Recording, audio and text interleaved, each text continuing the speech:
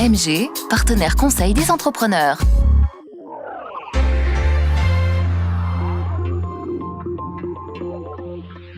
Nous sommes au MEDEF avec Marine Cocan, secrétaire générale. Nous allons ensemble découvrir tous les atouts nécessaires pour céder son entreprise ou pour en reprendre une. Oui, tout à fait. Nous avons organisé ce soir une soirée débat sur la transmission et la reprise d'entreprise, donc qui concerne aussi bien les cédants que les repreneurs. Et nous avons convié 6 experts pour décrypter le bon cheminement de la vente d'une entreprise. Ces experts que nous retrouvons au micro de Savoie News et du MEDEF pour tout savoir sur la transmission d'entreprise. Alors, quand on a la volonté de céder son entreprise, au début, on est un peu perdu. Il faut savoir que ce n'est pas si compliqué que ça. Il faut juste agir avec méthode et s'entourer. C'est-à-dire qu'il faut se projeter, savoir ce qu'un acquéreur attend. Qu'est-ce qu'il attend ? Il attend d'avoir une entreprise dont il va connaître exactement le périmètre, la teneur. Et donc pour ça, il faut préparer son entreprise.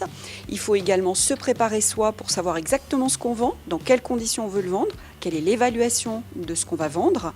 Et ensuite, pouvoir présenter ce schéma qui va être le plus transparent possible pour donner confiance et envie à un acquéreur d'acheter. Et pour ça, il faut s'entourer de professionnels. Comment bien le gérer ? Alors, il faut déjà déterminer ses projets.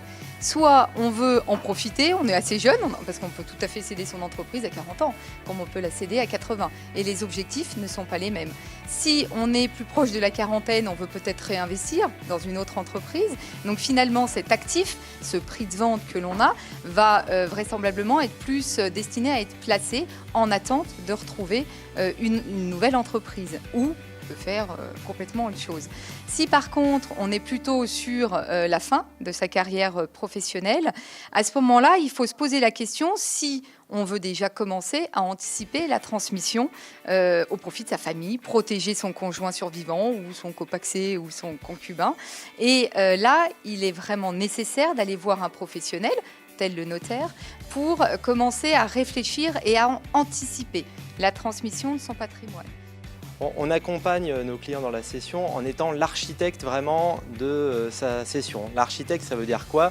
Ça veut dire qu'on va faire les plans, qu'on va sélectionner les bons artisans pour ensuite faire construire la cession et puis on va livrer cette cession au client.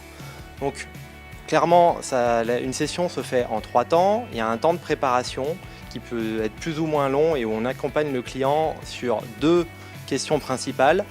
La première, c'est quelle est ma priorité en tant que cédant ? Est-ce que je veux vendre cher ? Est-ce que je veux vendre vite ? Est-ce que je veux vendre à quelqu'un qui aura un projet similaire au mien et à celui que j'ai développé dans l'entreprise jusque-là ? Ça, c'est une première question de préparation.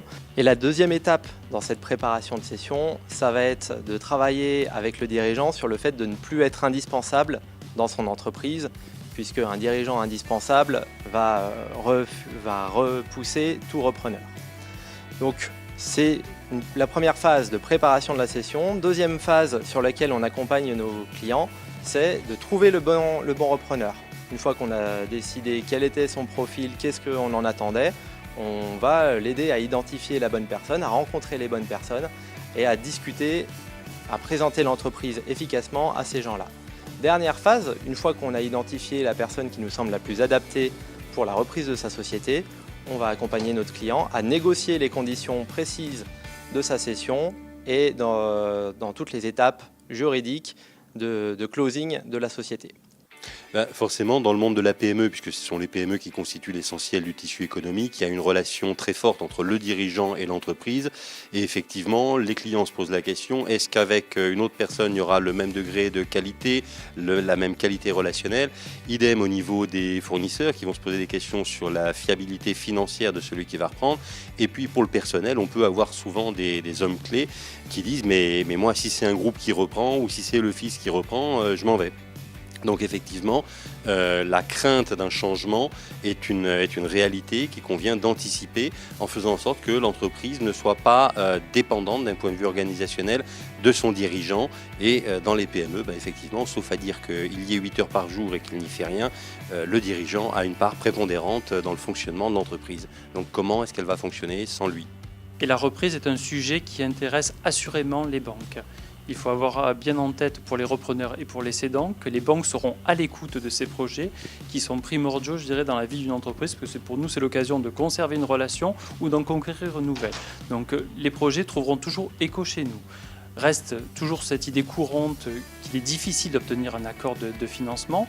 Pourtant, existent aujourd'hui sur le marché diverses solutions pour compléter les plans de financement ou aller chercher des contre-garanties pour nous aider à accompagner les entreprises et finaliser le projet.